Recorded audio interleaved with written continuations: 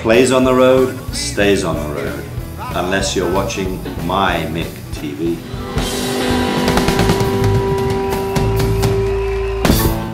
We had a tape machine called Jaws.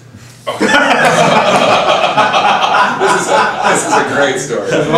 We were making Rumours, and no kidding, this thing had, and mostly the assistant engineer, we knew it was going to do its thing, but we sort of didn't believe it would really do it, and stuff.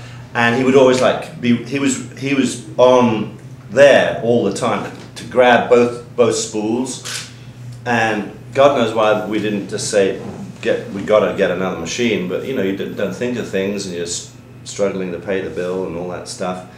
So anyhow, it let rip, and he couldn't get to it. He would, you know, gone out to take a wee or something, and this thing. And Ken Calais, our engineer producer,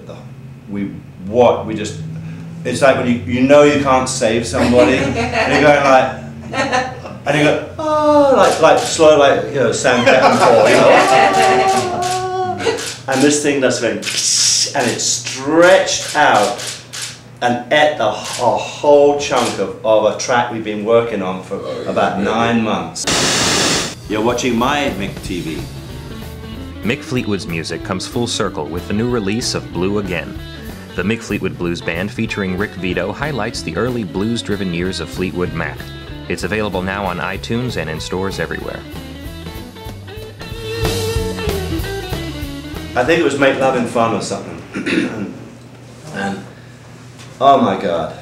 And Ken managed to the whole thing was a nightmare. And it was gone. That part was gone, and then we cut it out and we duped a piece in from another take, and it was like. And in those days, it wasn't like having one of those days, done. This was like, you know, hours of razor blades. And that was a crazy studio. It's actually built for Sly Stone, and he would come in like with his Afghan hounds and stuff. Part of the studio was like exclusively his, and we had a thing called the Pit, which was this big. We all loved shag carpet back in the day, don't we?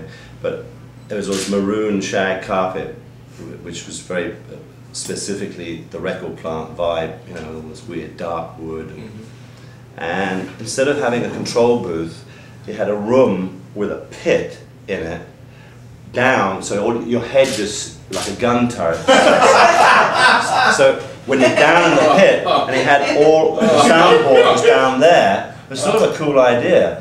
And Sly would be down there, you know, doing, you know, he would just spend a week in the pit, you know, working on something. And we used the room, but we never used the pit to actually record anything in.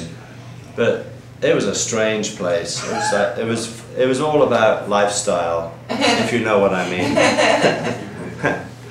And we would go into the pit and look around to see if Sly had maybe like dropped anything. That's it for now. Join us again next week for more My Mick TV.